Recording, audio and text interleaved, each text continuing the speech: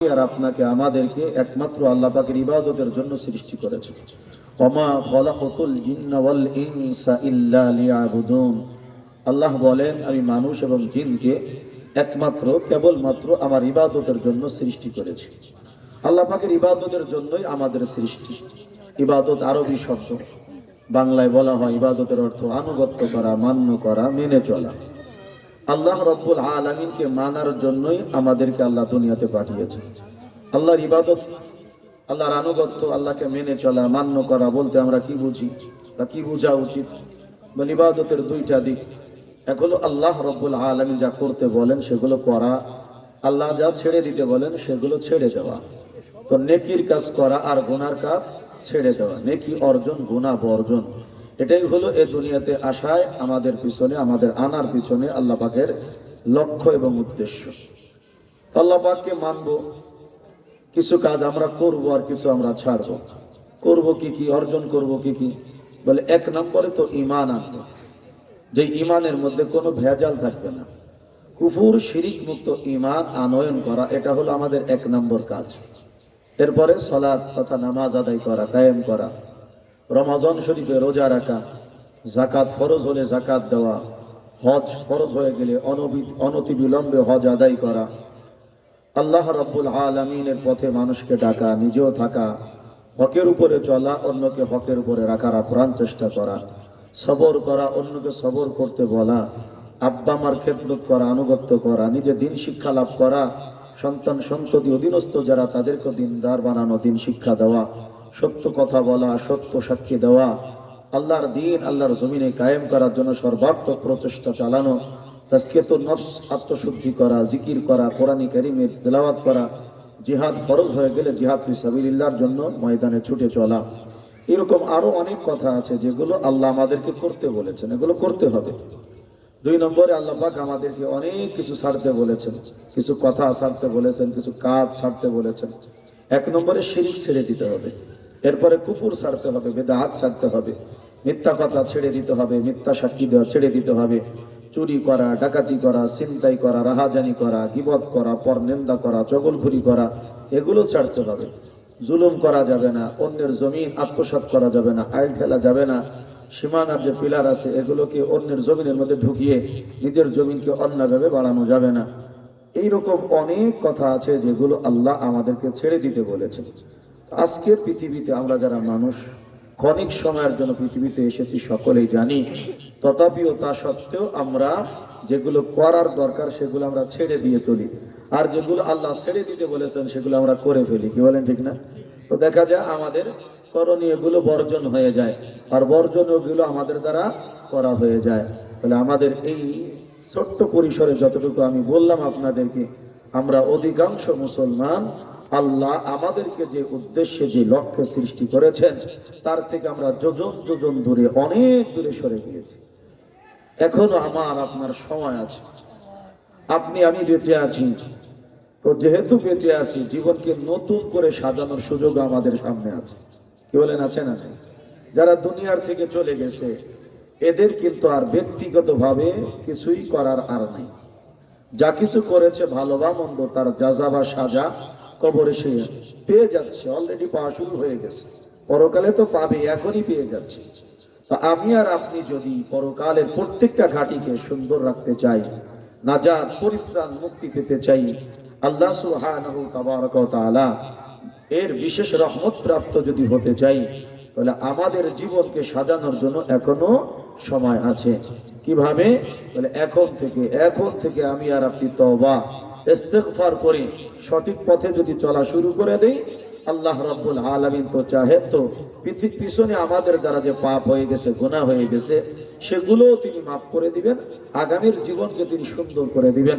আল্লাহ রাব্বুল আলামিন এরপরে সক্ষম। কি বলেন, সক্ষম কিনা? বলে সক্ষম। এজন্য আসুন আমি আর আপনি পনার প্রতিজ্ঞা করি, অতীতে যে অন্যায় পথের পথিক ছিলাম তার থেকে আমি ফিরে এসে সিরাতে মুস্তাকিমের পথে, সত্য সরল সঠিক পথে আমরা চলবো। আল্লাহ সুবহানাহু তাবারাকা ওয়া তাআলা আমাদেরকে তৌফিক দান করেন, সকলে বলি আমিন। এই যে দেখুন, নিয়মিত ওয়াজ মাহফিল হচ্ছে, তাফসীরুল কোরআন মাহফিল হচ্ছে, কোথাও কোথাও তাজকিয়াতুন নফসের জন্য ইসলাহি প্রোগ্রাম হয়, আত্মশুদ্ধির মজমা হয়, দাওয়াত ও তাবলীগের মেহনত হয়। এভাবে করে মাদ্রাসায়, মসজিদে, জুমার দিনে বিভিন্ন সময় দিনী নসিহত, নাসাইহ উলামায়ে কেরাম আমাদেরকে করে থাকেন। বলে আমরা যারা মুসলমান, আমাদের এই সমস্ত বয়ান আর নসিহতগুলোকে নিজের জীবনে বড় পাথেয় নিয়ামত মনে করার দরকার ছিল। এই পরিবেশগুলোতে আসাকে নিজের জন্য ধন্য মনে করার দরকার ছিল, এগুলোকে গনিমত মনে করার দরকার ছিল, এগুলোকে সুবর্ণ সুযোগ মনে করার দরকার ছিল। কারণ আজ ওলামায়ে কেরাম কষ্ট মেহনত করে এই ধরনের অনেক ব্যয়বহুল আয়োজন করে আমাদেরকে কোরআন ও হাদিসের আলোকে কিছু কথা শোনান। আমরা যদি এগুলোর মূল্যায়ন না করি, একদিন পরকালে এজন্য আমাদেরকে আফসোস করতে হবে। আফসোসের কোনো সীমা সেদিন থাকবে না, আফসোস করে সেদিন কোনো লাভও হবে না, উপকারও হবে না। বলে ওলামায়ে কেরাম যা কিছু বলেন আমাদেরকে, এগুলো আমাদের ফায়দার জন্য, উপকারের জন্যই বলেন। কি বলেন, ঠিক না? কিন্তু আমরা যারা মুসলমান, যাদের দিনের বুঝ পরিপূর্ণভাবে এখনো আসেনি, ওলামায়ে কেরামের এই হক কথা বলা, যেগুলো তারা আমাদেরকে কোরআন হাদিসের আলোকে শোনান, এগুলোতে আমাদের শরীরে রাগ লাগে, তাদেরকে মানতে আমাদের বড়ই কি হয়, কষ্ট হয়। কেউ তো মনের কষ্টে বলেই ফেলে যে ওলামায়ে কেরাম, আলেম ওলামা এরা হিংসুক, আমাদের ভালো, আমাদের কল্যাণ এরা দেখতে পারে না। যেমন সমাজের মধ্যে যারা প্রচন্ড রকমের সুদ খায়, আছে না কিছু লোক সুদখোর? এই সুদখোর যারা আছে, এদেরকে ওলামায়ে কেরাম কোরআন ও হাদিসের আলোকে যতই বুঝান যে সুদ খাওয়া হারাম, এগুলো খেলে দুনিয়াতেও ক্ষতি, আখেরাতের মধ্যেও ক্ষতি। সুদ খেলে আল্লাহ খুশি হবেন না, আল্লাহর কোনো মাখলুক খুশি হবেন না, এর দ্বারা দুনিয়ারও কোনো উপকারিতা বয়ে আসবে না, আখেরাতেরও কোনো উপকারিতা বয়ে আনবে না। হাজারো বোঝানোর পরে তারা মনে করে কি যে ওলামায়ে কেরাম মনে হয় আমি একটু ধনী টনি হব, একটু টাকাওয়ালা হব, এটা তারা কি করে না, পছন্দ করে না। এরকম বলেও ফেলে অনেক জায়গায়। অথচ না, ওলামায়ে কেরাম আমাদেরকে যে কথাগুলো বলেন, আমাদেরকে মহব্বত করেই বলেন। বরং বলা যেতে পারে আল্লাহ, আল্লাহ রসুলের পরে আমাকে আপনাকে দিনের পরে চালানোর জন্য সবচেয়ে বেশি মায়া আর মহব্বত যারা করেন, তারাই হলো জাতির শ্রেষ্ঠ সন্তান ওলামায়ে কেরাম। আল্লাহ সুবহানাহু তাবারাক ওয়া তাআলা কোরআনে হাকিমের এক আয়াতের মধ্যে বলেছেন, ইন্নামা ইয়াখশাল্লাহা মিন ইবাদিহিল উলামা, নিশ্চয় আমার বান্দাদের মধ্য থেকে সবচেয়ে বেশি আমাকে ভয় করে যারা, তারা হলো উলামায়ে কেরাম। তাহলে আল্লাহ পাকের বান্দা যতজন দুনিয়ার মধ্যে আছেন, নর নারী, এদের মধ্যে সবচেয়ে বেশি আল্লাহকে ভয় করেন কারা? বলে উলামায়ে কেরাম। উলামায়ে কেরাম আল্লাহকে শুধু ভয় করেন তা না, ওই আল্লাহ পাকের ভয়, খশিয়াতুল্লাহ, ওই তাকওয়া, ওই খোদাভীতি আমার আপনার মধ্যে কি করে জন্ম হয়? 24 ঘন্টার প্রত্যেকটা মুহূর্ত আল্লাহকে ভয় করে আমি আপনি চলতে পারি, এজন্য তারা দিবানিশি লাইলা ওয়া নাহারা 24 ঘন্টার প্রত্যেকটা সেকেন্ড আমাদের পিছনে মেহনত করেন, মুজাহাদা করেন, যেন আমরা সকলে ওই আল্লাহওয়ালা হয়ে যেতে পারি। আজকে যদি উলামায়ে কেরামের এই কথাগুলো ভালো না লাগে, উলামায়ে কেরামের এই কথাগুলো যদি আমরা মূল্যায়ন না করি, পরকালের মধ্যে আমাদেরকে আফসোস করতে হবে। কেমন আফসোস করতে হবে বোঝানোর জন্য একটি দৃষ্টান্ত আপনাদেরকে দেই। হিন্দুস্তান যখন ছিল, পাক ভারত উপমহাদেশ যখন ছিল, ভারত, বাংলাদেশ, পাকিস্তান, অন্যান্য রাষ্ট্রগুলো আলাদা হয়নি, সব রাষ্ট্রগুলো মিলে একটি রাষ্ট্র ছিল, তার নাম হিন্দুস্তান। কি ছিল? হিন্দুস্তান। হিন্দুস্তান থেকে একজন ব্যক্তি হজে যাবেন। কোথায় হজে যাবেন? ওই এলাকার কিছু মানুষ, যিনি হজে যাবেন তিনি একটু মধ্যম বয়স্ক চাচা। চাচা যান, আপনি যেহেতু হজে যাবেন, হজে যেতে হলে হজের মাসআলা মাসাইল গুলো ভালো করে জেনে যেতে হয়। উলামায়ে কেরামের কাছে গেলে মাসআলা মাসাইল গুলো ভালো করে জানা যায়। একজন যোগ্য আলেমের কাছে গিয়ে প্রতিদিন কিছু সময় ব্যয় করে আপনি হজের মাসআলা গুলোকে সুন্দর মতো আত্মস্থ করুন। পাশাপাশি আরো অনেক কিছু মশওয়ারা আলেম দিবেন, যিনি হজের সফরে ইতিপূর্বে গিয়েছেন, তাহলে তার থেকে আপনি আরো কিছু অভিজ্ঞতা জানতে পারবেন। উভয়ের সমন্বয়ে আপনার জন্য দরকার হলো আলেমের সহবতে যাওয়া। কিছু মানুষ পরামর্শ দিয়েছে চাচাকে, চাচা যেতে রাজি না। তার বক্তব্য এরকম, মনে মনে আমার টাকা দিয়ে আমি হজে যাব, তো হুজুর লাগবে কেন? সমাজে এরকম লোক আছে না নাই? তারপরে গেছে আলেমের কাছে। কি হয়েছে সেটা পরে বলি, আগে বলেন তো হজে যেতে গেলে হজের মাসআলা মাসাইল আগে জেনে যাওয়ার দরকার আছে না নাই? যদি না জেনে কেউ হজে যায়, এর হজের মধ্যে ভুল হওয়ার আশঙ্কা আছে না নাই? যারা অভিজ্ঞ তাদের থেকে শুনে নেবেন। অনেক মুসলমান এমন আছে হজে যাওয়ার আগে হজের প্রস্তুতি বিলকুল নেয় না। সে মনে করে আমার টাকা আছে, এটা একটা সফর, এটা একটা আনন্দ, এর জন্য আমি যাচ্ছি। এমনও কপাল পোড়া হাজিও আছে জগতের মধ্যে, হজের সফরে যায়, তালবিয়াটা পর্যন্ত মুখস্থ করে যেতে পারে নাই। সকলের তালবিয়া শোনে, অর্ধেক বলে তো অর্ধেক বলতে পারে না, একটু শুদ্ধ করে জানে তো অর্ধেকটা শুদ্ধ করে বলতে জানে না। এরকম বহু হাজি দুনিয়ার মধ্যে আছে, আমি নিজে তার সাক্ষী। অথচ 2 দিন 3 দিন আলেমের কাছে গেলে ভালো করে মস্ক করে তালবিয়া মুখস্থ হয়ে যেত। কথা বলেন ঠিক না? ঠিক না? আল্লাহু আকবার। হজের সফরের মধ্যে কিছু ফরজ আছে, আছে না নাই? কিছু ওয়াজিব আছে, আছে না নাই? কিছু সুন্নাতে মুআক্কাদা আছে না নাই? কিছু মুস্তাহাব আছে না নাই? আছে। বলে এমন কিছু কারণ আছে যার দ্বারা হজ নষ্ট হয়ে যায়, এমন কিছু কারণ আছে যার দ্বারা কাফারা ওয়াজিব হয়ে যায়, এমন কিছু কারণ আছে যেগুলোর দ্বারা হজ ক্ষতিগ্রস্ত হয়, এমন কিছু কারণ আছে যেগুলোর দ্বারা হজ ত্রুটিপূর্ণ হয়। এরকম হাজারো মাসআলা হজের সাথে আছে। হজে যাওয়ার আগে হজের মাসআলা যোগ্য আলেম থেকে জেনে নেওয়ার দরকার আছে না নাই? দেখবেন রমাদান মাস এসে যাবে, তারপরে আমাদের সমাজের কিছু মুসলমান রমাদান কেন্দ্রিক মোটা মোটা মাসআলা সেটাও জানবে না। অথচ রোজার আগে 30 বছর, রোজার আগে 40 বছর, রোজারও শত শত মাসআলা আছে না নাই? একটু জোরে বলেন, আছে না নাই? অথচ অনেক মুসলমান রোজা রাখে কিন্তু রোজার মাসআলা জানে না। এই তো গত বছর একজন আমাকে বলে, হুজুর রোজা রেখে কি বিড়ি খাওয়া যাবে? কথা বলেন, রোজা রেখে কি বিড়ি খাওয়া যাবে? দুষ্টমি করে বলেন এই সত্য, সে মাসালা জানতে চেয়েছে। আপনি বলেন বয়স যার হয়েছে বিড়ি খাইলে রোজা ভাঙে কি জানার নতুন কোনো কথা? এ তো ছোট্ট কাল থেকে জানার কথা, কথা ঠিক না? এ জানে না, তার কারণ হলো তার ব্যক্তিগত জীবন। আমি যখন স্টাডি করলাম, জুমার নামাজটাও ঠিক মতো পড়ে না। 2-4 দিন জুমার নামাজ যা সে জীবনে পড়েছে, কোনোদিনও একটা বিশের আগে মসজিদের বারান্দায় পা রাখে নাই। সে চিন্তা করে হুজুরের ওয়াজ শেষ হয়ে যাক, সুন্নাতের সময় যখন দিবে তখন মসজিদে যাব। সে জীবনভর শুধু জুমার নামাজই পড়ে, সুন্নাত শুধু দিয়ে পড়তে পারে, খুতবাটা শুনতে পারে, খুতবা শেষ মসজিদ থেকে বের হয়ে যায়। নামাজের আগে যে সুন্দর সুন্দর বয়ান হয়, জীবনে এই জুমার বয়ান সে শোনে নাই। একজন মুসলমান যদি প্রতি বছর জুমার খুতবাগুলো, জুমার বয়ানগুলো ঠিক মতো শোনে, আল্লাহর মেহেরবানিতে হাজার হাজার মাসআলা, হাজার হাজার ফাজাইল তার জানা হয়ে যায়। অথচ জুমার বয়ানকে আমাদের দেশের মানুষেরা মূল্যায়ন করে না। আজকের এই মাহফিল যত না বড় দামি, তার থেকে আপনার মসজিদের জুমার বয়ান অসংখ্য গুণে দামি। কারণ এই মাহফিলের মধ্যে অনেক কথা স্পষ্ট বলা যাবে না, সব টপিকে কথা বলার সুযোগও হবে না। আর একটা মাহফিলের পরিধি সর্বোচ্চ 5 থেকে 6 ঘন্টা হয়। 6 ঘন্টার মধ্যে আপনাকে কয়টা বিষয় ফুটিয়ে তোলা যাবে? কিন্তু যিনি ইমাম, যিনি খতিব হন, তিনি প্রত্যেক জুমায় স্টাডি করে, গবেষণা করে, কোরআন হাদিস অধ্যয়ন করে, এক একটা বিষয়ের পরে প্রামাণ্য আলোচনা উপহার দিয়ে থাকেন। প্রত্যেক জুমায় যদি আমরা বয়ানগুলো শুনি, দেখবেন জীবনের অনেক অংশ, অনেক মজবুনার বিষয় আমাদের জানা হয়ে যাবে। কথা বলেন ঠিক না? ঠিক না? সুর হোক আর না হোক, কিন্তু কথার মধ্যে নূর থাকবে। সুরের চেয়ে নূর বেশি দরকার, সুরের চেয়ে সঠিক কথা বেশি জানা দরকার। এখন সমাজ সুরকে মূল্যায়ন করে, নূরকে মূল্যায়ন করে না।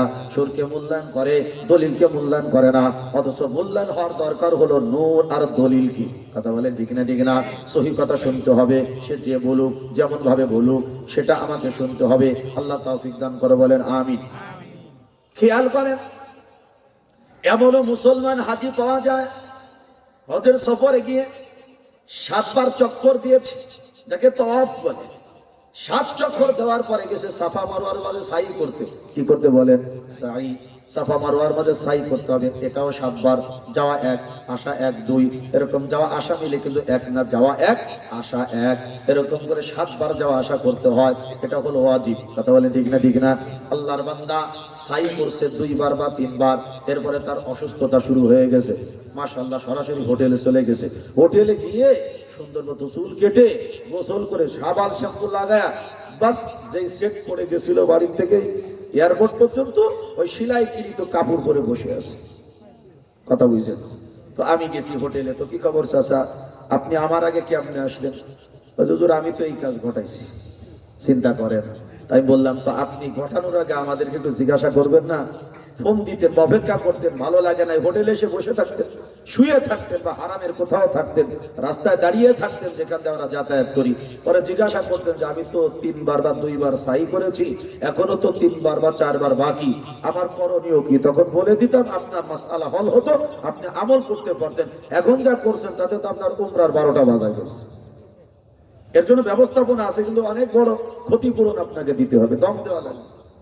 দেখেন, এই মাসআলাগুলো না জানার কারণে হজের মধ্যে গিয়েও অনেকে বিপদে পড়ে। এর জন্য আমরা বলি যে কোনো কাজ শুরু করার আগে ওই কাজের বিস্তারিত মাসআলা মাসাইল আর ফাজাইল উলামায়ে কেরাম থেকে জানার মতো জেনে নিতে হবে। না জানে লজ্জা বোধ করা যাবে না, আমি জানি না, এটার মধ্যে লজ্জা নাই। না জেনে অন্যায় আমল করা, এটা হলো সবচেয়ে বড় লজ্জা।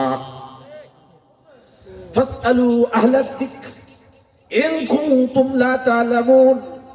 আল্লাহ বলেন যারা জানে, তোমরা যারা জানো না তাদের কাছে জিজ্ঞাসা করো। আহলুল জিকির যারা, আসমানি গ্রন্থের অধিকারী যারা, আসমানি গ্রন্থের ইলম যাদেরকে আল্লাহ দান করেছেন, তোমরা যারা জানো না, তোমরা যারা অজ্ঞ, তারা জিজ্ঞাসা করো, জেনে জেনে এরপরে আমল করো।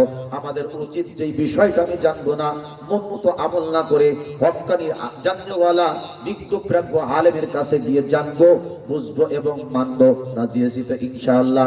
এবার বলে চলে যাই, ওই হাজি সাহেব যাবে না, এলাকার মানুষ জোর করে পাঠিয়েছে। 1 সপ্তাহ 20 দিন মনে করেন লম্বা সময় নিয়ে মেহনত করে করে হাজি সাহেব এখন হজের বিস্তারিত মাসআলা মাসাইল আলেম থেকে শিখে নিয়েছেন। সুবহানাল্লাহ।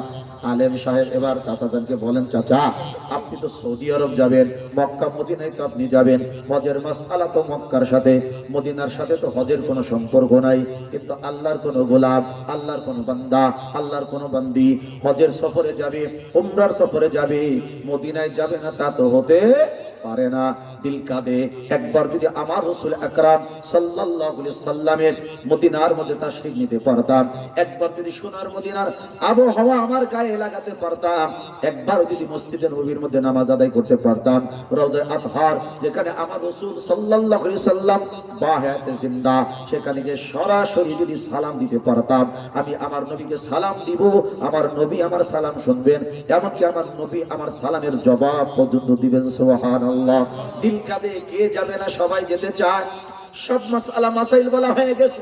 আলেম বলেন, হুজুর চাচা যান শুনুন, আমি তো ইতিপূর্বে হজে গিয়েছিলাম, ওই সৌদি আরব মক্কা মদিনা তায়েব যাওয়ার কারণে আমার একটা পূর্ব অভিজ্ঞতা হয়েছে, সেটা আপনাকে শেয়ার করি এবং আপনাকে পরামর্শ প্রদান করি। আপনি প্রস্তুতি নিয়ে যে ওই রাষ্ট্রের মধ্যে গেলে কিন্তু রিয়াল লাগে। রিয়াল কি লাগে? রিয়াল। কারণ সৌদি আরবের সে দেশের জাতীয় মুদ্রার নাম হলো রিয়াল। এখন তো মানি এক্সচেঞ্জ আছে, যে কোনো দেশের থেকে মানুষ সৌদি আরব গেলে ওই দেশের টাকা সেখানে জমা দিলে সৌদি রিয়াল ভাঙতি তারা পেয়ে যায়। আগে এই ব্যবস্থাপনা ছিল না, আন্তর্জাতিক এই সুবিধা আগে ছিল না। ওই দেশে যেতে হলে আগে থেকে ওই দেশের মুদ্রা রিয়াল নিয়ে যেতে হতো, যার যার দেশের থেকে মুদ্রা পরিবর্তন করে রিয়াল নিয়ে যেতে হতো। চাচাকে বলা হয়েছে, চাচা আপনার আছে রুপি, এই রুপিয়াগুলো রেখে যান, আর এখান থেকে আপনি সরকারের কাছ থেকে রিয়াল নিয়ে যান। প্রত্যেকটা ঘাঁটিতে আপনার রিয়ালের দরকার হবে। সৌদি আরবে সব কিছু অচল, একটা মাত্র মুদ্রা সচল, ওই মুদ্রার নাম হলো রিয়াল। মুদ্রার নাম রিয়াল। এই রিয়ালটা নিয়ে যান। চাচা এতক্ষণ তো হুজুরের মাসালা শুনেছে, এটা তো জরুরি মাসআলা না, এটা একটা পরামর্শ। কথা কম ঠিক না? ঠিক না? এখন চাচা গেছে খেপে, টাকা আমার, কথা হয় না, রিয়াল নেব না রুপিয়া নিব, সেই বিষয়টা আমার, তোমার কথা শুনতে হবে নাকি? এরকম ঘাট তেড়া বাঁকা লোক আমাদের সমাজে আছে না নাই? একটু বলেন না, আছে না নাই? আমার বাড়িতে একটু আরেকটু উত্তরে, হ্যাঁ, আমার বাড়ি হলো বলবাড়িতে, এটা তো কাশিয়ানি, ভাষাভাষী 2 মিনিট পার হলে আমার গ্রাম। তো আমাদের এই সমস্ত অঞ্চলে কিছু লোক আছে, আমরা যদি তাদেরকে সুপরামর্শ সুবুদ্ধি যদি দেই, তখন তারা বলে পাইছে মাইক দিছে ওয়াজ, আদা কথা, টাকা আমার, সিদ্ধান্ত আমার, আমি কি সুদি ব্যাংকে রাখবো না অসুদি ব্যাংকে রাখবো, এটাকে আমি সুদের কাজে লাগাবো নাকি এটা মসজিদ মাদ্রাসা দান করবো, এটা আমার ব্যাপার। হুজুর কেন নাক গলায়? হুজুর নাক গলায় এজন্যই, হুজুরের নাক গলানোর দায়িত্ব আল্লাহ দিছে। হুজুর যে সুদের ওয়াজ করে, এটা কি নিজের পক্ষ থেকে করে না, আল্লাহ করতে বলছে। আল্লাহ করতে বলেছেন, সুদ হারাম, এটা মানুষকে জানাতে বলেছেন। আলেম কোরআন হাদিসের আলোকে সুদ হারাম। আপনি যদিও টাকা কামাই করেছেন, কিন্তু ওই টাকাটা কিভাবে আপনি কাজে লাগাবেন সেই লাগানোর ফর্মুলা আপনি জানেন না। আলেম হুজুর জানে, কোরআন হাদিসে আছে, সেটা আপনাকে জানাবে। আপনি শুনবেন, বুঝবেন, মানবেন, আপনি মানতে বাধ্য। হুজুরের কথা না, আল্লাহর কথা মানতে বাধ্য, নবী সাল্লাল্লাহু আলাইহি সাল্লামের কথা মানতে বাধ্য। কিন্তু আপনি যেহেতু সরাসরি কোরআন হাদিস থেকে এগুলো রোমন্থন করতে পারেন না, এগুলো অধ্যয়ন করে বের করতে পারেন না, আলেম সেখান থেকে বের করে আপনাকে বলবে, আপনি আপনার জীবনে এটা বাস্তবায়ন করবেন। অবশ্যই হুজুরের নাক গলার অধিকার আছে এবং সে পালন করতে পারে। কথা কোন ঠিক না? ঠিক না? খালি ভাগ্য ভালো বেঁচে গেছো, ভাগ্য ভালো না ভাগ্য খারাপ, দুঃখ ভাগ্য খারাপ এই জন্য বেঁচে গেছেন যে ইসলামী রাষ্ট্র না, নাহলে সুদ খাওয়া বের হয়ে যেত। কথা কথা, ইসলামী রাষ্ট্র হলে সুদ খেতে পারতেন, একটু জোরে জোরে কান খাইতে পারতেন। যেটা হারাম ইসলামী রাষ্ট্র সেটা হারামই সাব্যস্ত করত। কোরআন হাদিসের আইনের বাহিরে কোনো আইন সমাজে চলতে দিত না। তখন যত কোটিপতি আপনি হন, বৈধ পন্থা ছাড়া অবৈধ পন্থায় টাকা লাগিয়ে 1 পয়সা খাবার সুযোগ ইসলামী রাষ্ট্রের সরকার আপনাকে দিত না। হয়তো বনে বনে বলবেন এই জন্য তো আপনারা ক্ষমতায় নেই। এটাও কথা, কথার পৃষ্ঠে অনেক কথা আছে, কিন্তু আমরা হাল ছাড়ি না। আমরা আশায় বুক পেতে আছি, একদিনে জমিনে ইসলামী হুকুমত কায়েম হবে ইনশাআল্লাহ। সেদিন বুঝবেন সুদ খাওয়া কারে পায়। টাকা থাকবে, সুদ খেতে পারবে না, সুদ নেওয়ারও লোক থাকবে না, সুদ দেওয়ারও লোক থাকবে না। পুরা বাংলাদেশের প্রত্যেকটা মানুষ ইনশাআল্লাহুল আজিজ সুদ মুক্ত জিন্দেগির অধিকারী হবে ইনশাআল্লাহ। আল্লাহ কবুল করো, সকলে বলি আমিন। তো চাচা বলতেছে, আমার টাকা আমি রুপি নিয়ে যাব নাকি রিয়াল নিয়ে যাব, এটা আমার ব্যাপার। আলেম বলে, আবারও আরেকবার ভাবতে বলি চাচা, এখনো হিন্দুস্তানে আসছেন এজন্য বুঝতে পারছেন না। এখানে রিয়াল বলে সব মিলে সৌদি আরব মাটিতে পাড়া দেওয়ার সাথে সাথে, পা রাখার সাথে সাথে বুঝবেন আমার কথাটা কত গুরুত্বপূর্ণ ছিল। চাচা তার কথাটা নেয় নাই, এড়িয়ে গেছে, ইগনোর করেছে। এক ব্যাগ রুপি নিয়ে চলে গেছে সৌদি আরব। তখন তার বিমান ছিল না, তখন ছিল জাহাজ। লম্বা সফরের পরে জিদ্দায় যখন সে পৌঁছে গেছে, জিদ্দা বন্দর থেকে যখন নেমেছে, পুলিশ দলেরা দৌড়ে আসছে পরিমরি করে, চাচা যান, ইয়াল্লাহাজ হাজি সাহেব, আপনার যে বাস্কেট, আপনার যে বোঝা, এটা আমার মাথায় দেন, আমি নিয়ে যাই ট্যাক্সি স্ট্যান্ড পর্যন্ত। চাচা মহা খুশি। ফ্রি সার্ভিস, কথা বলেন, ফ্রি সার্ভিস না টাকার সার্ভিস? আপনাদের আমাদের যখন চলতে ঢাকা যেতে হতো, পদ্মা সেতু হওয়ার আগে কি অবস্থা ছিল, বাসের থেকে নামার পরে, অত এদিকে গোয়ালন্দ ঘাট দিয়ে গেলে নামার সাথে কুলিরা কি মহব্বতের সাথে, মনে হয় যে আমি ওনার শ্বশুর, উনি আমার জামাই। কথা কথা, অত আমি ওনার দুলোভাই, উনি আমার শালা, এরকম একটা ভাবসাব না। কথা কন না, একদম মহব্বতের সাথে বেডিং গুলো মাথায় নিয়ে হাঁটা দিত। জানতেন হুজুর আপনারটা দেন, মনে হচ্ছে যে ওনার এলাকায় ওয়াজে গেছিলাম, সেই লোক আমার, হ্যাঁ একান্ত ভক্ত আর খাদেম। তো যদি বলা হতো আচ্ছা নিবেন তো ভালো কথা, কয় টাকা দিতে হবে, বলে আপনি আলেম মানুষ, আপনি দিনদার চাচা বয়সী মানুষ, আপনি আর কত দিবেন, যা দিবেন দিবেন, ওদের সমস্যা হবে না, আমার একটু নিতে দেন না। নেওয়ার পরে লঞ্চ উঠানোর পরে কি কয়, টাকা দেন, যা দিচ্ছেন তাতে হয়েছে। তখন তো ছুরি বের করছে, ছুরি মানে কথার ছুরি। 50 টাকা নিয়ে সেটাও দেখ, 50 টাকা ফেলান। আপনি তো 10 টাকা নিয়াত করে বসেছিলেন, এখন সে কত চাই, 5 গুণ। এরকম অহরহ বিপদে রাস্তাঘাটে আমরা এখানে পড়েছি না পড়ি নাই বলেন? চাচা তো এদেশের মানুষ, হিসাব বড় করা। ব্যাডি মুস্কা তো মাথায় করবা, তার আগে নিবা কয় টাকা। এটা কিন্তু একটা সুন্নাত আমল। কথা কন ঠিক না? ঠিক না? আমরা এই আমলের পরে না আসার কারণে আমরা অনেক জায়গায় অপমানিত হই, আর্থিকভাবে আমরা ক্ষতিগ্রস্ত হই। যেমন মনে করেন এখনই যদি আপনি রাজপাট বাজার থেকে 300 যেতে চান, আপনি যদি ভ্যানের দিনের হিসাবটা করেন, ভ্যানওয়ালার সাথে গ্যাঞ্জাম কিন্তু আপনার লাগবে নিশ্চিত। কথা কথা, কারণ অনেক ভ্যানওয়ালা সন্ধ্যা লাগার সাথে সাথে তার ভাড়াকে 3 গুণ মনে করে। আবার কেউ আছে মাশাআল্লাহ, সে বলে যে আরে সূর্য ডুবার আগেও যে অবস্থা, সূর্য ডুবার পরেও কি সে অবস্থা, রাত বাজে মাত্র 7টা, এখন কি বেশি নেওয়া যায়? এরকমও কিছু ভালো মানুষ কি বলেন তো আছে। এখন আপনার করণীয় কি, বাজান আমি একা যাবো 300, কয়টা টাকা নিবা? সে যা চাবে আপনি আপনার মতো বলবেন, যদি মেলে যাবেন, নালে যাবেন না।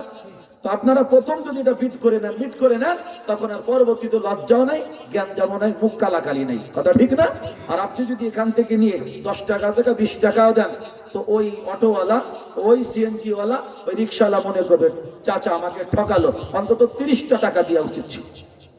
বরং আপনি 20 টাকার কথা বলে নিয়ে 5টা টাকা বেশি দিয়ে দিয়ে ও সারা পৃথিবী পাওয়ার চেয়ে বেশি খুশি হয়ে যাবে। কথা ঠিক না বেঠিক? আমি আলহামদুলিল্লাহ এই কাজটা নিয়মিত করি, যেটা আমি ঢাকাতে জমা পড়াই। গুলিস্তান থেকে নেমে আমার মসজিদ শাহজাহানপুর আমতলা খিলগাঁও রেল লাইনের একটু আগে 70 টাকা হলো জেনুইন ভাড়া।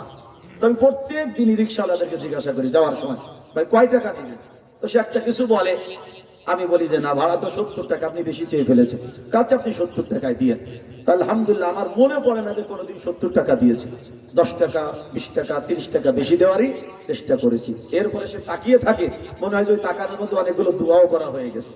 আমরা শুধু দোয়া করবো, আমাদের জন্য দোয়া লাগবে না নাকি? আমরা দোয়া যতটুকু করি তার থেকে দোয়া বেশি পাওয়ার চেষ্টা করি। তার দোয়া পাইলে দোয়া করাটা সহজ হয়, দোয়ার উপরে আমরা চলি। আলহামদুলিল্লাহ ওলামায়ে কেরাম আপনাদের দোয়ার বরকতেই চলে, আল্লাহ পাকের খাস মেহেরবানি, আপনাদের নেক দোয়ার উপরে আমাদের জীবন চলে আলহামদুলিল্লাহ। তো যে কথা বললাম, এটা একটা সুন্নাত আমল কিনা জোরে বলেন। যে কোনো কাজে আপনি এগুলো আগের থেকে টাকার অঙ্ক বলে নেবেন, দেখবেন আল্লাহর মেহেরবানিতে কখনোই আপনার লজ্জা হবে না, টাকাও বেশি খরচ হবে না। কে কি বললে বলুক, আপনি কিন্তু এই অঙ্কটা আগের থেকে নির্ধারিত করে নেবেন, দেখবেন বিপদ থেকে বাঁচবেন ইনশাআল্লাহ। চাচা বলে, ভাতিজা তুমি তো আমার ব্যাটিং বুস্কা মাথায় তুলেছো, কত টাকা তোমাকে দিতে হবে? সৌদি আরবের যে রিয়াল একটা পরিমাণ সে বলেছে 5 রিয়াল অথবা 10 রিয়াল। চাচা যান বলতেছে, ভাতিজা আমি তো এদেশের মানুষ না, আমি তো হিন্দুস্তান থেকে এসেছি, আমার কাছে তো রিয়াল নাই, আমার কাছে আছে রুপিয়া, আমার কাছে রুপিয়া। লোকটা বলে, চাচা আমার এই দেশের মধ্যে রিয়াল ছাড়া তো রুপিয়া চলে না, আমি আপনার এই কাজটা করে দিতে পারবো না, আপনার ব্যাটি আপনি নিয়ে যান। এবার চাচারে ধরাই দিছে। চাচা তো মনে করেন আমাদের এই বিলি অঞ্চলের মানুষ, বিলকুলাকুনি হাঁটার অভ্যাস আছে, এখান দিয়ে রাম দিয়ে চলে যায়, এদিক দিয়ে কাশিয়ানি চলে যায়, কতক্ষণ ঠিক না হাঁটার অভ্যাস আছে। মাথার মধ্যে কত বোঝা জীবনে বয়সে, বুড়ো বয়স এখন হজে গেছে, কয় তুমি ব্যাটিং না নিলে মনে করছো হজ করা যাবে না, হাইটে চলে যাবো। মাথার মধ্যে বুঝা নিয়ে ট্যাক্সি স্ট্যান্ডে চাচা চলে গেছে। জিদ্দা থেকে মক্কা অন্তত 80 মাইলের মতো পথ, এত লম্বা পথ হেঁটে যাওয়া সম্ভব না। চাচা যান ট্যাক্সিওয়ালার কাছে গেছে, ট্যাক্সিওয়ালা বড় মহব্বত করে চাচাকে তার ট্যাক্সির দিকে ডেকে বলে, চাচা উঠুন আমার ট্যাক্সিতে, মক্কায় আপনাকে নিয়ে যাই। চাচা আবারও বলে, কয় টাকা নিবা? তো বলে এত রিয়াল। বলে আমার কাছে রিয়াল নাই, আমার কাছে রুপিয়া। ট্যাক্সিওয়ালা বলে, চাচা দুঃখিত, আফগান আপনাকে আমি নিতে পারবো না, কারণ আমার লাগবে রিয়াল, রিয়াল ছাড়া আমাদের দেশে আর কিছু চলে না, সবগুলো হলো অচল।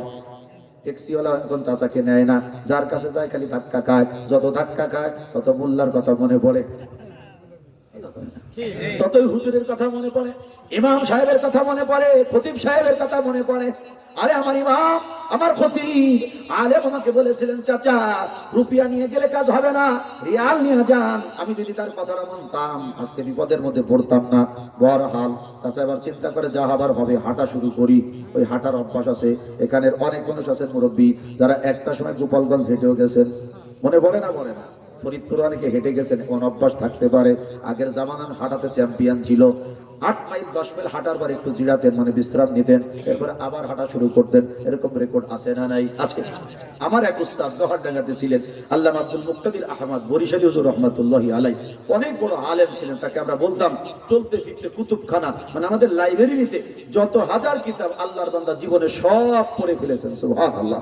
তো উনি বলেন তার বাড়ি হলো বরিশাল, মানে নাজিরপুর, যদিও আগের বরিশাল, এখন তো পিরোজপুর। নাজিরপুর তো বেশ দূর, চৌঠাই মহল তার বাড়ি। বলে আমি ওখান থেকে আমার আপনজনের সাথে তোমাদের কানাইপুরের গরু হাটে গরু কিনতে গেছিলাম। আমি বললাম যে কিসে গেছিলেন? কাকে? হেঁটে গেছিলাম। তারপর গরু কিনলাম, তারপর গরু নিয়ে চলে আসলাম। গরু চোরে নেয় নাই? তোমাদের দেশের মতো কি ওই জামানায় চোর ছিল নাকি?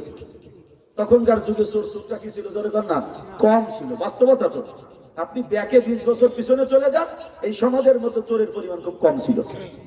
কিন্তু এখন 20 বছর পরে যে অবস্থা, চোর বাদ দিলে ভালো মানুষের সংখ্যা খুবই কি কম। এই যে আমরা এই কয়েকজন আর কয়েকজন আসবেন, এরা ছাড়া সবই চোর।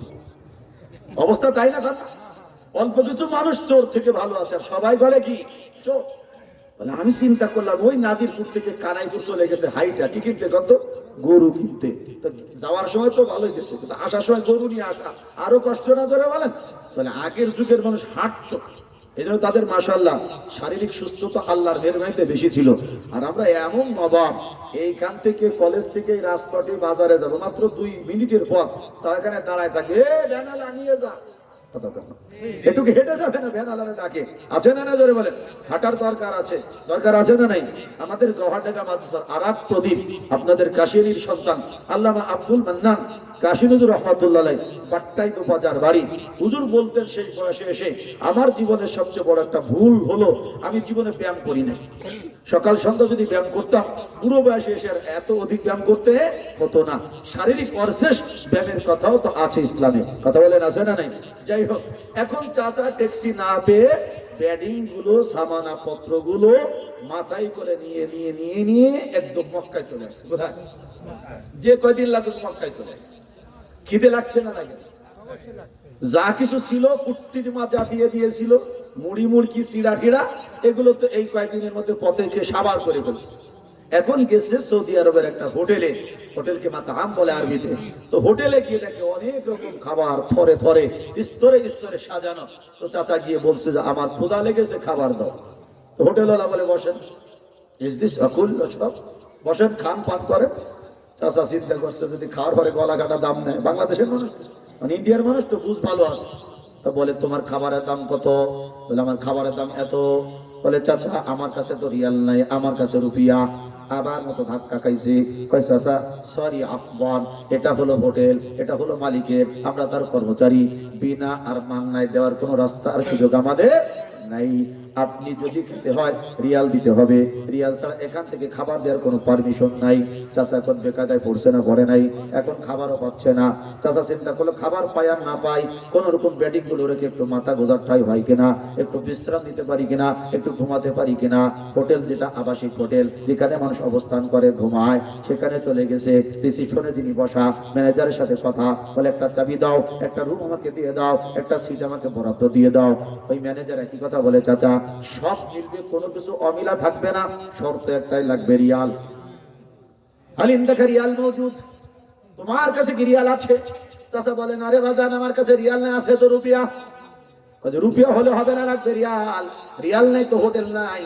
চাচা এখন বিপদে পড়ছে না, পড়ে নাই, মনে করছে এবার একটু হোটেল থেকে বাইরে যাই, খেজুর কিনে খাই। খেজুর কিনতে গেছে, দোকানদার রিয়াল চায়। স্বর্ণ কিনতে গেছে তো সেও রিয়াল চায়। বাচ্চাদের জন্য জামা কাপড় কিনতে গেছে, সেও রিয়াল চায়। এক কথায় যা কিনতে যায় সবাই চাই রিয়াল। আর চাচার কাছে সব আছে, কিন্তু একটা জিনিস আছে, তার নাম হলো রিয়াল। চাচা ধরা খাইছে না খাই নাই? এখন ওলামায়ে কেরাম বলে দেখো, এই যে একজন চাচা সৌদি আরবের মতো একটা দুনিয়া রাষ্ট্রের মধ্যে গিয়া, যেখানে শুধু রিয়াল সচল আর কিছু সচল না, সেই রিয়াল না নিয়ে যার কারণে পদে পদে ধাক্কা খায় আর বিপদের মুখোমুখি হয়। ঠিক তদ্রুপ ভাবে আমরা মুসলমান, আমাদের ঈমান, আমাদের ইয়াকিন, আমানতু বিল্লাহি ওয়া মালাইকাতিহি ওয়া কুতুবিহি ওয়া রুসুলিহি ওয়াল ইয়াউমিল আখির। এই যে ইয়াউমুল আখির, পরকাল বলে একটা জগৎ আছে। ওই পরকালে আমাদেরকে যেতে হবে। মৃত্যুর সময় থেকে ঘাটি শুরু হয়ে যাবে, জান্নাত পর্যন্ত অসংখ্য ঘাটি আছে। এর প্রত্যেকটা ঘাটির মধ্যে একটা জিনিসই সচল, তার নাম হলো নেকি। তার নাম কি? নেকি ছাড়া পরকালের কোনো ঘাটিতে আগানোর সুযোগ নাই। আছে? যত রকম পরিচয় দুনিয়ার মধ্যে আমার আপনার আছে, যত রকম পদ পদবী দুনিয়াতে আপনার আমার হাসিল হয়েছে, এগুলো মরার পরে সব খতম। এগুলোর আর 4 পয়সার কোনো দাম নাই, 1 আনার কোনো দাম নাই। বলে ফুটো পয়সা বলা হয়, তার কোনো দাম নাই। মরার পরে একটা জিনিস সচল হয়ে যাবে, তার নাম হলো নেকি। কথা ঠিক না বেটি? আবার বুজুর্গানে দিন এভাবে বোঝান, আমরা যদি বিদেশে যেতে চাই, মানে নিজের রাষ্ট্র পরিত্যাগ করে অন্য দেশে যদি যেতে চাই, এক রাষ্ট্র থেকে আর এক রাষ্ট্রে যেতে গেলে, বিশেষ করে আমাদের বাংলাদেশ থেকে অন্য রাষ্ট্রে যেতে গেলে, বিশেষ করে আমরা যাই বিমান দিয়ে, কি দিয়ে জোরে বলেন, বিমানবন্দরে যাই। ধরে নেন আপনি ঢাকায় গেলেন, বিমানবন্দরে গেছেন, ওখানে যাওয়ার পরে যারা ইমিগ্রেশনের অফিসার আছে, আপনার কাছে 2টা জিনিস চাবে। কয়টা? 1 নম্বরে পাসপোর্ট, 2 নম্বরে ভিসা। চাবে না চাবে? একটু বলেন না। আপনি যদি রাজপাটের সবচেয়ে বড় ধনীও হন, সবচেয়ে বড় মনোরথ যদি হন, ইমিগ্রেশন অফিসার যদি আপনার দুলাভাইও হয়, আপনার নিজের সন্তানও যদি হয়, আপনাকে কিন্তু মাংনা সে পার পেতে দিবে না। আগে আপনাকে বলবে যে আপনি ভিসার পাসপোর্ট শো করেন, ওটা তারা দেখবে। এরপরে আবার আপনার ছবি তুলবে, কখনো কখনো আপনাকে ফিঙ্গার প্রিন্টও দিতে হতে পারে। কথা বলেন ঠিক না? ঠিক না? বলে উপরে তাকান, নিচে তাকান, চোখ একটু নাচান, কত কিছু বলে। সবগুলো যখন একসাথে মিলে যায় তখন তাকে মহব্বতের সাথে বলে, আপনাকে একটু সময় নিয়ে যাচাই বাছাই করছি, এজন্য আমরা আন্তরিকভাবে দুঃখিত, মনে কষ্ট নেবেন না, হ্যাপি জার্নি, আপনার যাত্রা শুভ হোক। ঠিক? কিন্তু যদি এমন হয় আপনার ব্যাগ ভরা টাকা, সুটকেস ভরা টাকা, স্বর্ণ রূপা মণিমুক্তা সব আছে, আপনার ব্যাগের মধ্যে অসংখ্য ডিগ্রি আছে, বাংলাদেশের শুধু না বাহিরে আছে, সর্বপ্রকার ডিগ্রি আপনার ব্যাগের মধ্যে ভরা, কিন্তু আপনার পাসপোর্টও নাই, আপনার ভিসাও নাই। ইমিগ্রেশন অফিসার বলবে, আমি সরি, আপনার জন্য আমি কিছু করতে পারবো না, আগে ভিসা করুন, পাসপোর্ট রেডি করুন, এরপরে আসুন, আপনাকে বাধা দিব না। এটা যতক্ষণ না হবে আপনি আমাদের এখান থেকে এক কদম সামনে আগাতে পারবেন না। ঠিক না? ঠিক। এখন আপনি যদি ভাব নেন, বেটা আমি কাশেরির অমুক কমিটির তমুক, গোষ্ঠী গেলে তোর কমিটি, যদি বলে আমি বাংলাদেশের তমুক, বলে হতে পারে তমুক, নিয়ম মানো নাই, তোমাকে আমি এখন আরো ঘুঘুমুড়া দিব, ইট মুড়া দিয়ে বেঁধে আরো তার নামে মামলা দিয়ে দিবে। কথা বলে, কারণ সে আইন অবমাননা করেছে, আইন শৃঙ্খলা রক্ষাকারী বাহিনী যারা, তাদের দায়িত্ব কর্তব্যের ক্ষেত্রে সে বাধা প্রদান করেছে। একই অন্যায়ের কারণে একাধিক মামলা হয়ে যেতে পারে। কথা বল ঠিক না? ঠিক না? এই হ্যাডাম সেখানে চলবে না। এটা যেমন আমরা ভালো করে বুঝি, বলে মরার সময় থেকে নিয়ে জান্নাত যাওয়া পর্যন্ত মুসলমানের প্রত্যেকটা ঘাটিতে ওই রকম পাসপোর্ট আর ভিসার মতো চেকিং হবে। দুই জিনিসের চেকিং, এক নম্বরে ঈমান, দুই নম্বরে নেকামল। ঈমান আর আমলের চেকিং হবে। কথা ঠিক না বেটি? ধরে নেন এই গ্রামের সবচেয়ে কালো মানুষ, কালো মানুষ আছে না আমার মতো কিছু আছে, একদম কালো, দেখতে ক্ষীণকায়, একদম চিকন, চেহারার মধ্যে এরকম কোনো জৌলুস নাই, রোদে পুড়ে খাটতে খাটতে অঙ্গার হয়ে গেছে, কাঠ এর মতো লাগে। আল্লাহ আকবার কাবীরা। বংশীয় দিক দিয়ে এই এলাকার মধ্যে সবচেয়ে নিচু বংশ, পেশাও নিচু, বড় কোনো পদবিও তার নাই, একলার একলা ওই গ্রামে, তার বংশের আর একজনও নাই। তাহলে দুনিয়াবী দৃষ্টিকোণ থেকে তার পজিশন একদম লো কোয়ালিটি। কিন্তু আল্লাহ পাকের গোলাম, তার সিনার মধ্যে আছে আল্লাহর মহব্বত, ঈমানের নূর, হেদায়েতের নূর, সে সিরাতে মুস্তাকিমের উপরে চলে, আল্লাহ পাকের হুকুম এবং নবীর তরিকার উপরে জীবন গঠন করে চলে। এমন মানুষ মৃত্যুর সময় থেকে নিয়ে জান্নাত পর্যন্ত প্রত্যেকটা ঘাটিতে আল্লাহর পক্ষ থেকে বিশেষ স্পেশাল সুবিধা সে ভোগ করবে ইনশাআল্লাহ। শুধু তাই না, রব্বি করিম আল্লাহ রব্বুল আলামিনের রহমতের ফেরেশতারা জান্নাতে ঢুকানোর আগে তাকে মারহাবা আর স্বাগতম সালাম পর্যন্ত জানাবে। শুধুমাত্র ফেরেশতারা সালাম জানাবে তা না, রব্বি করিম আল্লাহ পাক স্বয়ং নিজেও জান্নাতীদেরকে সালাম জানাবে। তাহলে ঈমান আর আমলের পাসপোর্ট আর ভিসা যদি আমার হয়ে যায়, তাহলেই না পরকাল আমাদের জন্য সুন্দর হবে, সুগম হবে, নিরাপদের হবে। কথা কোন ঠিক না? ঠিক না? এখন ওইটুকু যদি আমরা ওলামায়ে কেরাম থেকে নিতে না পারি, আলেম ওলামা দিন ভরে চিল্লালো আল্লাহু আকবার কাবীরা, ইমাম সাহেব 5 ওয়াক্ত নামাজের আগে পরে বলল, সাক্ষাতের মধ্যে বলল, ফোনের মধ্যে বলল, দাওয়াত ও তাবলীগের মেহনতের সাথীরা আপনাকে আমাকে নিজের পরে নিজের সময়কে ব্যয় করে বুঝালো, বিশ্ব ইজতেমার ময়দান থেকে বোঝানো হলো, আল্লাহ ওলামায়ে কেরাম তাজকিয়াতুন নফসের নামে মেহনত করে আমাদেরকে স্থায়ী প্রোগ্রামে ডেকে ডেকে বুঝালেন, এরকম তাফসীরুল কোরআন মাহফিলে বুঝালেন, ওয়াজ ও মাহফিলে বুঝালেন। হক্কানি ওলামায়ে কেরাম কোরআন ও হাদিসের আলোকে লিখিত কিতাব অনুবাদ করে, মৌলিক গ্রন্থ লিখে লিখে ছেপে দিয়ে আমার আপনার কাছে পৌঁছে দিয়ে দিলেন, লিফলেট দিয়ে দিলেন। এইরকম বিভিন্ন পর্যায়ে ওলামায়ে কেরাম আমাদেরকে বুঝালেন পরকালের প্রত্যেকটা ঘাটিতে লাগবে ঈমান আর আমল, এক কথায় নেকি আর নেকি। এখন যদি আমরা আলেম ওলামাকে অ্যাভয়েড করি, তাদেরকে এড়িয়ে যদি চলি, ওই সাসার মতো প্রত্যেকটা জায়গায় ধাক্কা খাওয়া লাগবে না? জোরে তো লাগবে না? লাগবে না? ওই ধাক্কাটা যেন খাওয়া না লাগে, এর জন্যই আমাদের উচিত ওলামায়ে কেরাম কোরআন হাদিসের আলোকে যা বলে অম্লান বদনে সেটা মেনে নেওয়া। এটাই হবে বুদ্ধিমানের কাজ। রাসূল আকরাম সাল্লাল্লাহু আলাইহি সাল্লাম সর্বশ্রেষ্ঠ বুদ্ধিমান, কোনো সন্দেহ আছে? একটু জোরে বলেন, আছে কোনো সন্দেহ? সারা পৃথিবীর অমুসলমানেরাও এক বাক্যে স্বীকার করে যে বিশ্বের শ্রেষ্ঠ মানুষ, সবচেয়ে ভালো মানুষ, সর্বশ্রেষ্ঠ বুদ্ধিমান, সর্বশ্রেষ্ঠ জ্ঞানী মুহাম্মদ রাসূলুল্লাহ সাল্লাল্লাহু আলাইহি ওয়াসাল্লাম। কথা ঠিক না বেঠিক? সেই মুহাম্মদ রাসূলুল্লাহ সাল্লাল্লাহু আলাইহি ওয়াসাল্লাম যাকে জ্ঞানী বলেছেন, প্রকৃতপক্ষে সেই জ্ঞানী। আর তিনি যাকে অজ্ঞানী বলেছেন, সে হলো অজ্ঞানী। কত সন্দেহ আছে? আমাদের সমাজের মধ্যে জ্ঞানী কাকে বলে বলেন তো? আমার উস্তাদ আল্লামা আব্দুর রব ঢাকার হুজুর রাহমাতুল্লাহি আলাইহি, আল্লাহ হুজুরকে জান্নাতুল ফিরদৌসের আলা মাকাম নসিব করে, সকলে বলি আমিন। হযরতজি বলতেন এই কথা।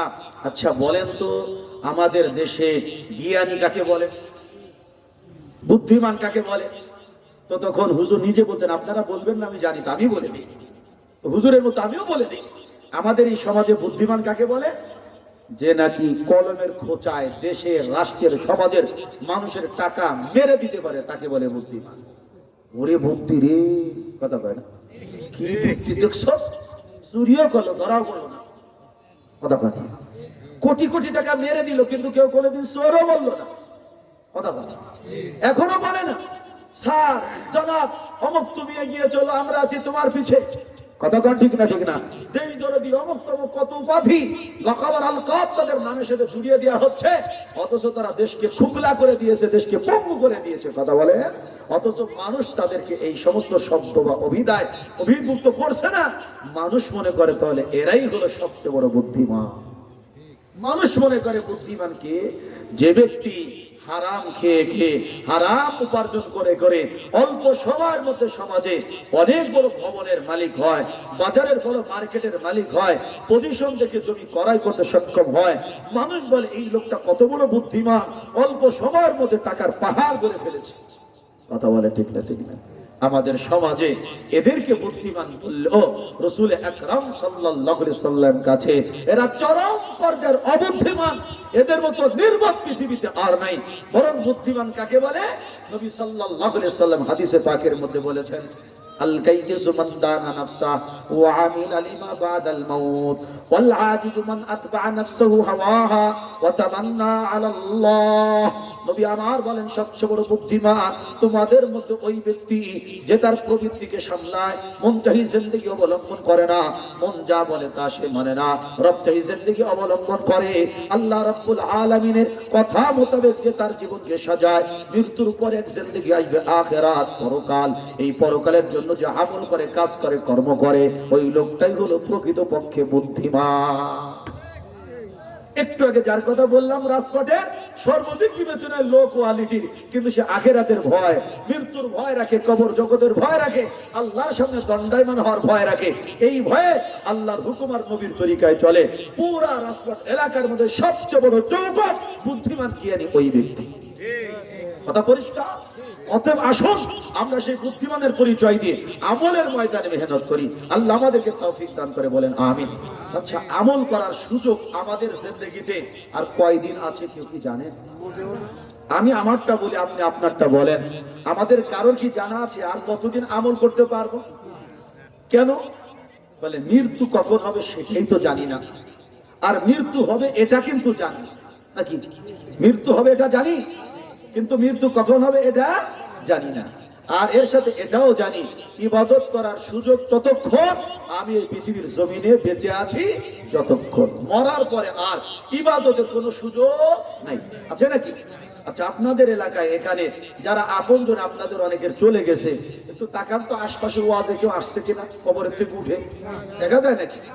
নাই নাই। যে মাগরিবের নামাজ পড়ছেন তখনই কি কবরস্থান থেকে উঠে আসছিল? ঈদের নামাজ যখন পড়েন তখন কি কোনো লাশ উঠে আসে? জুমার নামাজে আসে? কোনো জায়গায় আসে না, তাই না? কুরবানি দিতে আসে, রোজা রাখতে আসে, হজ যাকাতে আসে? আসে না। তাহলে ইয়াকিন হয়ে গেছে আমাদের, যে যায় সে আর ফিরে আসে না, যে যায় সে আর ফিরে আসে না, আসার সুযোগও তার জিন্দেগির মধ্যে নেই। অতএব বুঝা গেল এই পৃথিবী থেকে যে একবার চলে যায় আর একবার তার আসার সুযোগ নাই, কামব্যাকের কোনো সুযোগ নাই। জীবন একটাই, বলে কয়টাই? একটাই। তাহলে রবকে কামানোর সুযোগও এই এক জীবনে, আর হারাইলে তো এক জীবনে হারালাম। তাহলে এই জীবনটা বড় ইম্পর্টেন্ট, গুরুত্বপূর্ণ হয়ে গেল। গেল। যদি জীবনে বারবার পৃথিবীতে আসা যেত, এক জীবনে না আল্লাহর বিরুদ্ধে চললাম তো আর এক জীবনে আল্লাহর পক্ষে কাজ করতাম, তাও তো সুযোগ সুবিধা ছিল। কথা বল ঠিক না ঠিক না? হ্যাঁ, যদি এই এক জীবনেও আল্লাহর পক্ষ থেকে আমাকে বলে দেওয়া হতো, ও মাকসুদুল হক, তোমার হায়াত কিন্তু 50 বছর, তাড়াতাড়ি হিসাব করে করে 49 বছর যা করি করি, সেই বছর আল্লাহর খাঁটি ওলি হওয়ার জন্য যত ইবাদত বন্দি গেছে এগুলো করা শুরু করে দিতাম। আপনি আপনার স্থান থেকে হায়াত জেনে যাওয়ার কারণে আপনিও সময় মতো আল্লাহর ওলি হওয়ার একটা সুযোগ বা চান্স পাইতেন। কিন্তু যেহেতু হায়াত আল্লাহ আমাদেরকে বলে দেন নাই, এই না বলার পিছনে সবচেয়ে বড় রহস্য, আল্লাহ কেমন যেন আমাদেরকে প্রতি মুহূর্তে মৃত্যুর প্রস্তুতি নিয়ে থাকার কথা বলছেন। প্রতি মুহূর্তে মৃত্যুর প্রস্তুতি নিয়ে থাকার কথা বলছেন, কারণ মৃত্যু হঠাৎ করে এসে যায়। সবার মৃত্যু কিন্তু ওই রকম বিলম্বে আসে না, ধুকে ধুকে সবাই কিন্তু মরে না। অনেক মানুষ এমন আছে যারা সম্পূর্ণরূপে সুস্থ, হেলথলি, খুবই হৃষ্টপুষ্ট, স্বাস্থ্যবান, একদম কোনো রোগ নেই, নিরোগ মানুষ হঠাৎ করে চলে যাচ্ছে। এরকম আপনার আমার জিন্দেগিতে দুই একটা কাহিনী দেখা আছে না, জানাশোনা আছে না নাই? এই তো গত একটা সপ্তাহে আপনাদের ভাটিয়াপাড়া থেকে গোপালগঞ্জ পর্যন্ত অসংখ্য মানুষ মারা গেছে, তার মধ্যে অধিকাংশ যুবক লোক মারা গেছে। এমনও মানুষ মারা গেছে যারা রোগীর সেবার জন্য যাচ্ছিল হাসপাতালে, রোগী জায়গা মতো বেঁচে আছে, মাঝখানে সেবা করার জন্য সুস্থ মানুষ যাচ্ছিল, তারা দুনিয়া থেকে চলে গেছে। আছে না নেই? বলে এখান থেকে আমাদের এই সবগুলো মিলে গেল যে আমাদের হায়াত বড়ই অল্প। সুস্থ মানুষও মারা যেতে পারে, বুড়ো মানুষ, বৃদ্ধ মানুষের আগে যুবক মানুষও দুনিয়া থেকে চলে যেতে পারে। মৃত্যু একদম আমাদের বাড়ির কাছে। এই ইয়াকিন করে যদি আমরা চলতে পারি, আল্লাহর পথে চলা, ঈমান নিয়ে চলা, আমল নিয়ে চলা অনেকই সহজ ব্যাপার। কথা ঠিক না ঠিক? এর জন্য রাসূল আকরাম সাল্লাল্লাহু আলাইহি সাল্লাম এক হাদিসের মধ্যে আমাদেরকে হেদায়েত নামা পেশ করেছেন, আকফিরু যিকরা হাদিহিল লাযযাতিল মাউত, আকথিরু যিকরা হাদিহিল লাযযাত ইয়ানি আল মাউত। নবী সাল্লাল্লাহু আলাইহি সাল্লাম বলেন, জীবনের স্বাদ বিনষ্টকারী বস্তু অর্থাৎ মৃত্যুকে বেশি বেশি পরিমাণে স্মরণ করো। মৃত্যু মানুষের জীবনের স্বাদ নষ্ট করে দেয়। শুধু ওই ব্যক্তির স্বাদ নষ্ট করে না যে মারা যায়, বরং তার সাথে যারা যুক্ত আপনজন তাদেরও স্বাদ নষ্ট হয়ে যায়। এমনও পরিবার আছে একজন সদস্য নাই, তার কারণে তাদের পুরো ফ্যামিলি মেম্বারের কারোর জীবনে কোনো শান্তি আর সুখ নাই, সব শান্তি উড়ে চলে গেছে। হয় না হয় না কেন? হ্যাঁ, আমি এমন ওদের ব্যক্তির কথা জানি। সেদিন একজনের আলোচনা আমাদের মসজিদ, আমি যেখানে ঢাকাতে জমা পড়াই, আলোচনা হলো এমন ব্যক্তি দুইটা ঘর একসাথে বিল্ডিং জুড়েছে, এক হলো ঢাকায়, এক হলো নিজ মহল্লা মানে গ্রাম অঞ্চলে, নিজ জেলা শহরে, দুইটা বিল্ডিং কমপ্লিট। শুক্রবারে হয়তো সে বিল্ডিং এর উদ্বোধন করবে, দুই জায়গায় দোয়া হবে, একদিন আকপিস করে। আল্লাহর কি শান, আল্লাহর কি মেহেরবানি, আল্লাহ পাকের কি মাকসাদ, কি ইচ্ছা, আল্লাহ পাক ওই ব্যক্তির ওই বিল্ডিং এর সব কাজ রেডি, উঠার আগের দিন তাকে দুনিয়া থেকে নিয়ে গেছে। বলেন এবার এই লোকটার এই ঘরগুলো করতে জীবনের সব সম্পদ ব্যয় করতে হয়েছে না? আমরা যারা সাধারণ মানুষ, বলেন একটা ঘর করতে আমাদের জীবন শেষ হয়ে যায় না? প্রতিদিন কি এক একটা ঘর করা যায়? যাদের অনেক টাকা, অঢেল টাকা, তারা প্রতিদিন করতে পারে। আমাদের অধিকাংশ মানুষের জীবনে কিছু একটা স্বপ্ন থাকে, তার মধ্যে একটা হলো কোন রকম মাথা গোজার ঠাঁই হয়, একটা ঘর করে যেন মরতে পারি। এই ঘর দিতে দিতে আমাদের জিন্দেগি শেষ হয়ে যায়। কথা ঠিক? এমনও মানুষ আছে এত কষ্টের ঘর, একটু আরাম করবে, একটু বিশ্রাম নিবে, সেই সুযোগ আর তার হয় না। এর আগে আল্লাহ তারে মাটির ঘরের মেহমান বানায়। এখান থেকে আমাদের ইয়াকিন হয়ে গেল আমাদের এই মৃত্যু যে কোনো সময় আসতে পারে। যেহেতু মৃত্যু আমার একদম নিকটে, এই দুনিয়ার ধোঁকা আর প্রতারণার মধ্যে না পড়ে এখনই আমাকে মৃত্যুর পথের পথিক মনে করে ঈমান আর আমলের দিকে বেশি বেশি ঝুঁকতে হবে। কথা ঠিক না ঠিক না? আল্লাহ আমাদেরকে তৌফিক দান করে বলেন আমিন। এখন আরবিতে যে মাস চলে সেই মাসের নাম কি একটু বলেন? শাবান মাস। জাযাকুমুল্লাহ, মাসটা মনে রাখার জন্য। কারণ মুসলমান তো এখন আরবি মাসের খুব একটা প্রয়োজন মনে করে না। যে কেউ জিজ্ঞাসা করা হয় যে বলেন তো আজকে কি তারিখ, তো বলবে আজকে ইংরেজি যে তারিখ সেটা বলবে যে 10 তারিখ না। কি মাস? বলে ফেব্রুয়ারি মাস। বলে কোন বছর? বলে 2026। এগুলো আগে আসে, এরপরে বাংলা। আরবি আসেই না। অথচ প্রত্যেকটা মুসলমানের জন্য আরবি তারিখ মনে রাখা আবশ্যক। আরবি তারিখ মনে রাখা কি আবশ্যক? এখন তো চাঁদ দেখার মানুষ ইসলামে মুসলমানদের মধ্যে পাওয়া যায় না, অথচ সবাই জানে চাঁদ দেখা সুন্নাত, সবার জন্য সুন্নাত। বাকি এটা আবার কিফায়া, কিছু মানুষকে তো চাঁদ দেখতেই হবে, নতুবা আমরা হিসাব নিকাশ কেমনে করব? এখন মুসলমান কিন্তু আকাশে তাকায় না, সন্ধ্যার পরে মোবাইলে ঢোকে অ্যাপসের মধ্যে যে দেখি ক্যালেন্ডারে কি লিখছে, অথবা ফেসবুকে লিখছে কিনা চাঁদ উঠছে রে, চাঁদ উঠছে। আসমানে চাঁদ না দেখবে, ফেসবুকের মধ্যে চাঁদ দেখে। কথা কার ঠিক না ঠিক না? আল্লাহু আকবার কাবীরা। দুষ্টুমি করে একদিন সেদিন জিজ্ঞাসা করেছে এক মুসলমানকে, এক মুসলমান আমাকে জিজ্ঞাসা করছে, আমি দুষ্টুমি করে উত্তর দিয়েছি। আমাকে বলে, হুজুর রমজান কবে শুরু হবে? রমজান কবে শুরু হবে? আমি বলছি রমজানে শুরু হবে। কথা কার? রমজানে শুরু হবে না হুজুর, ভালো করে কন। আমি তো ভালো করে কইছি। তা ওইটা বাদ, রমজানের 1 তারিখ কবে? আমি রমজানের পহেলা রমজানের 1 তারিখ। ভাই আমি বুঝাইতে পারতেছি না। আমিও তো বুঝাইতে পারতেছি। পরে বললাম আমিও বুঝছি, আপনিও বুঝছেন। আসল হলো আপনি জানতে চাচ্ছেন রমজানের পহেলা ইংরেজির কোন তারিখে পড়বে, এটাই তো? হ্যাঁ ওইটি আর কি। পরে তারে বলছি 1 বা 2 যে কোনো একটা কিছু হবে মার্চ মাসের। কিন্তু আসল কথা আমার বোঝানোর উদ্দেশ্য ছিল রমজানের 1 তারিখ তো রমজানেই হবে নাকি নাকি? এটা তো একটা মাস, মহব্বতের জন্য বলেছিলাম। তো শাবান মাস আমাদের চলে আসছে, অনেকটা চলে গেছে, অর্ধেক প্রায় চলে যাচ্ছে ভাব। তাহলে খুব বেশি একটা দিন আমাদের সামনে কি নাই বলে না, বাকি নাই। এই শাবান মাসে আমাদের ইবাদত বন্দেগী আছে না নাই বলে? তাকে একটু মুজাকারা করি, ততক্ষণে আজানের সময় হয়ে যাবে, আমরা ভালো কিছু পেয়েও যাবো ইনশাআল্লাহ। রাসূল আকরাম সাল্লাল্লাহু আলাইহি সাল্লাম শাবান মাস কিভাবে কাটাতেন ওইটা যদি আমাদের সামনে চলে আসে, তাহলে শাবান মাস আমরা কিভাবে কাটাবো এটা আমাদের জন্য সহজ হয়ে যাবে। কথাটা ঠিক না ঠিক না? আম্মা জান আয়েশা সিদ্দিকা রাদিয়াল্লাহু তাআলা আনহা হাদিস বয়ান করেছেন, বুখারী শরীফের হাদিস। হযরতে আম্মা জান আয়েশা সিদ্দিকা রাদিয়াল্লাহু তাআলা আনহা বলেন, রাসূল আকরাম সাল্লাল্লাহু আলাইহি সাল্লাম রমাদান মাস ছাড়া বাকি 11 মাসের মধ্যে সবচেয়ে বেশি নফল রোজা রাখতেন শাবান মাসে। কোন মাসে? সবচেয়ে বেশি নফল রোজা কোন মাসে রাখতেন? শাবান মাসে। তাহলে আমল একটা পেয়ে গেলাম, রমাদান ছাড়া বাকি 11 মাসে এর মধ্যে সবচেয়ে বেশি নফল রোজা আমরা কোন মাসে রাখবো? শাবান মাসে রাখবো। অথচ শাবান মাসের অর্ধেকটা প্রায় চলে যাচ্ছে, এর মধ্যে একটা রোজাও রাখা হয় নাই। এরকম মুসলমানের সংখ্যাই বেশি। কথা ঠিক না? তাহলে নবী সাল্লাল্লাহু আলাইহি ওয়াসাল্লাম শাবান মাসে রোজা কি রাখতেন? বেশি রাখতেন। হযরত উসামা ইবনে যায়েদ রাদিয়াল্লাহু তাআলা আনহুমা রাসূল আকরাম সাল্লাল্লাহু আলাইহি ওয়াসাল্লামকে জিজ্ঞাসা করেন, ইয়া রাসূলুল্লাহ, ইয়া হাবিবাল্লাহ, রমজান মাসের পরে বাকি 11 মাসে কোন মাসে এত রোজা আমি আপনাকে রাখতে দেখিনি যে পরিমাণ রোজা আপনাকে আমি শাবান মাসে রাখতে দেখি, কারণ কি? এই মাসে আপনি এত রোজা কেন রাখেন? নবী সাল্লাল্লাহু আলাইহি সাল্লাম বলে, উসামা, আমি 2টা কারণে শাবান মাসে বেশি রোজা রাখি। সুবহানাল্লাহ। কয় কারণে? 2 কারণে।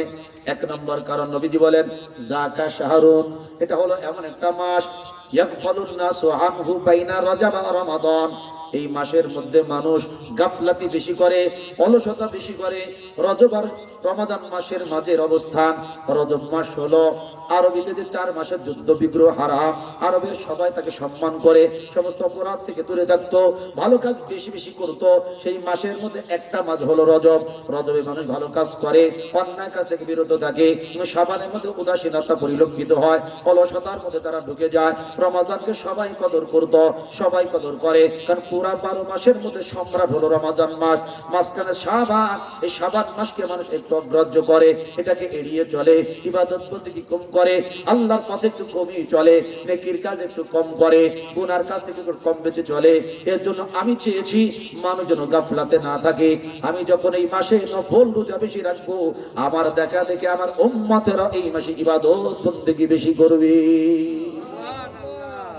2 নম্বরে রাসূল আকরাম সাল্লাল্লাহু আলাইহি সাল্লাম বলেন, ওয়াদাকা শাহরুন তুরফাউল আমালু ফীহি ইলা রাব্বিল আলামিন, শাবান মাসে একজন গোলাম বান্দা বান্দি সারা বছরে যত ইবাদত বন্দেগী করে, এই আমলের কর্মফলের রিপোর্ট শাবান মাসে আল্লাহ রাব্বুল আলামিনের কাছে উঠানো হয়। সুবহানাল্লাহ। এখানে একটা কথা, আমাদের আমল প্রতিদিন 2 বার আসমানে ওঠে। কয়বার? 1 বার হলো ফজরের পরে, আর 1 বার হলো মাগরিবের পরে। ফজরের পরে, মাগরিবের পরে, এই 2টা সময় সবচেয়ে দামি বেশি। এজন্য দেখবেন যত আদিয়ে মাতুরা ফজিলাতপূর্ণ যত দোয়া, এর অধিকাংশ দেখবেন ফজরের পরে আর কিসের পরে? মাগরিবের পরে। এই যে আমাদের হাফেজ সাহেব তেলাওয়াত করেছেন সূরা হাশরের শেষ 3 আয়াত, পড়েছেন না পড়েন নাই? আউযু বিল্লাহিস সামিউল আলিম মিনাশ শাইতানির রাজিম তিনবার পরে বিসমিল্লাহ বলতে হয় না, এটাই হাদিসের বয়ান। এরপরে শুরু হবে সূরা হাশরের আল্লাহুল্লাযী লা ইলাহা ইল্লা হু দিয়ে শুরু হবে।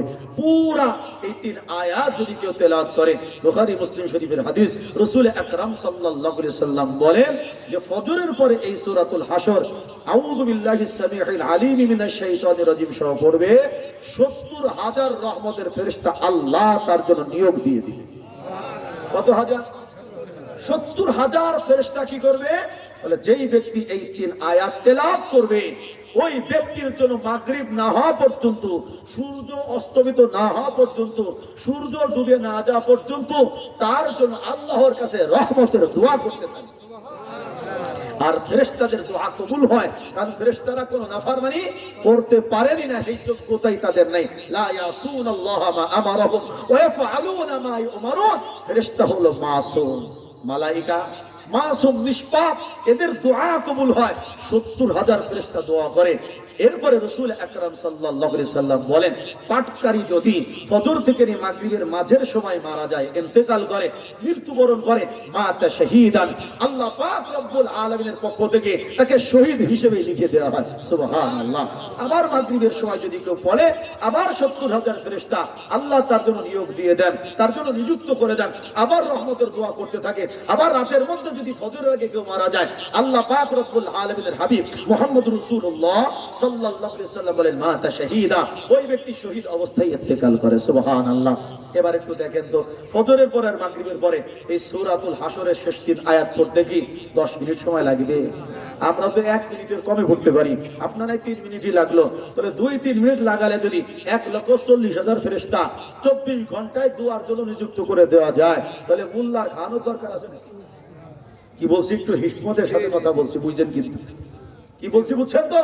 যদি কেউ আমল করে তার জন্য অল্পতে অনেক হয়ে যায়। কিন্তু আমাদের দেশের মানুষ নিজে আমল করবে না, আমরা মোল্লাদেরকে খাটায় আমল নিবে। কথা কয় না? মানুষ মারা গেছে, এত বলি যে নিজের কোরআন শরীফ নিজে পড়ো, তা পড়বে না। খালি মাদ্রাসায় বলবি হুজুর হাফেজ সাহেব তিনজন পাঠায় দেন, হাফেজ সাহেব দিলাম, পাঠায় পড়ে দিল, ওই তেলাওয়াতে সব হবে। কিন্তু আপনি যখন নিজে তেলাওয়াত করতেন, সেই তেলাওয়াতের মধ্যে যে আপনার মহব্বত, যে আজমত, যেই ভালোবাসা, চোখের পানির কান্না হতো, এটা তো আর একজনের হবে না। এটাই তো বাস্তবতা। আমাদের গ্রাম দেশে বলে যে এক গাছের ছাল আর এক গাছে লাগে না, এক গাছের বাকুল আর এক গাছে লাগে না। কথার একটা বাস্তবতা কি আছে? আপনি আপনার মা বাবার জন্য যখন পড়বেন, সেই পড়ার মধ্যে অনেক গভীরতা থাকবে। কথা কয় না ভাই? আমরা তো ছোট্ট বাচ্চাদেরকে দিয়ে পড়াই, সবাই তো আর একদম আল্লাহওয়ালা না, সবাই তো আর আব্দুল কাদের জিলানীও না। হুজুর পড়ে ফেলেছে, পড়ছে কি পড়ছে না, আল্লাহওয়ালা না, এরকম হয় মাঝে মাঝে। কথা কর ঠিক না? ঠিক না? তা আমরা যেটা বলি, নিজের আমল নিজে করেন, অন্যর ঘরে না চাপিয়ে দিয়ে। আমরা যদি ফজরের পরে আর মাগরিবের পরে এইটুকু পড়তে পারি, তাহলে কত নেকি হয়ে গেল। আল্লাহ আমাদেরকে এই আমলটা করার তৌফিক দান করে, বলেন আমিন।